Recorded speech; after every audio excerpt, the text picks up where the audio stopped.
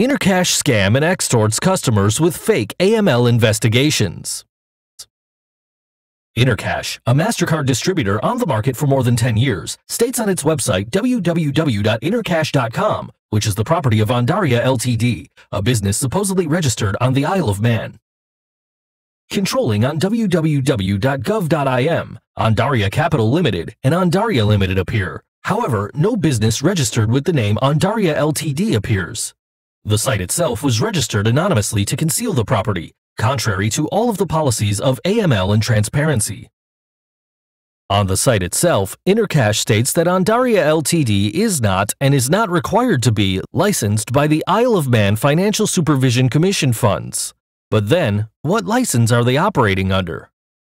None. It would seem because we investigated the United Kingdom's financial ombudsman and they told us that there is no financial business registered under the name Intercash or Ondaria Ltd. Nonetheless, Intercash uses London phone numbers for their customer service and implies that it has offices in the kingdom. It also states in the site that funds must be processed via Complete Solution, MSB registration number M17664559. However, on the site, the Financial Crime Enforcement Network of the U.S. Treasury, it says that the registration number must have 14 digits, and no registration with the numbers reported by Intercash appear. They also state on the Intercash website that they are administrators of approved MasterCard ISO programs, although Intercash is apparently an offshore business with not well-identified property and beneficiaries, contrary to AML policies.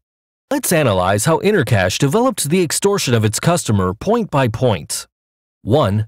The customer sends the sum of €105,138.81 euros from his account in a financial institution in Gibraltar. 15 days after receiving the sum, Intercash notifies the customer that the entity which sent the money was supposedly flagged. Note, the entity, not the customer, and it doesn't say where it was flagged. And Intercash, which has received all of the information, including a 6-month history of the movements of the money, says that it will open an investigation on the funds. If there was something odd, why didn't they alert the authorities?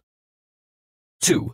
This supposed investigation lasted around 3 months, creating, in addition, problems with the customer's cash flow. 3.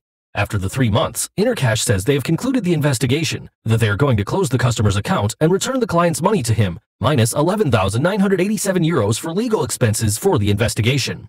4. The customer obviously makes a claim arguing that there are no invoices or proof of investigation expenses, that said expenses were not authorized, and that there is no clause in the contract with Intercash that authorizes this type of expense. In addition, that All Time and Always has immediately provided all of the requested documentation. Note, this is why they didn't steal everything, that no law allows this, and that in addition, the money sent by the other institution is money that must be reimbursed to their clients. 5. The extortion. At this point, Intercash sends an extortive email in which it states that, if it is that must be reimbursed to the clients, they could open an investigation on each customer, and that this would go into effect if the customer doesn't accept the legal expenses charged by Intercash, who specifies, "We have recommended stopping this investigation before it gets more complicated and stopping your fees so that you can recover most of your money." Threats continue. Should you proceed with these false claims, we will be contacting and notifying the authorities in Panama and other jurisdictions of your operation. We will send a report to blacklist any of the people involved in your company with the various authorities and with the global MasterCard/Visa to limit any future possible services, and also notify the financial authorities to add your company and all the personal names linked to any existing sanction list. But if the claims are false, why is Intercash threatening? And is this not illegal? Or can they abuse the law enforcement list?